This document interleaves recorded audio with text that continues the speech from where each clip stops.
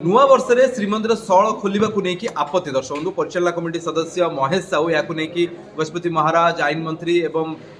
श्रीमंदिर मुख्य प्रशासक को चिट्ठी लिखिं कहुच्छी जे श्रीमंदिर सबू परंपरा नीतिकांति सनातनी धर्मी अनुसार हुए सनातन नीति अनुसार हुए ये परंपरा जुग जुग चली किंतु नुआ वर्षटे जो इंग्राजी कैलेंडर ताहा आमर नुहे तो एभली परिस्थिति भितर कहीं व्यवस्था करा श्रीजीव को कहीं राति अनिद्रा करा राति कहीं हठात खोली दि जाऊँगी देशर विभिन्न मंदिर रे नुआ वर्ष को नहीं अलग अलग परंपरा रही कि आपण मन प्रश्न आथबो आपण तिरुपति मंदिर को जातु अमृतसर स्वर्ण मंदिर को जातु एक निर्दिष्ट समय अच्छी जो समय मंदिर खोले एवं मंदिर बंद हुए ये वर्षर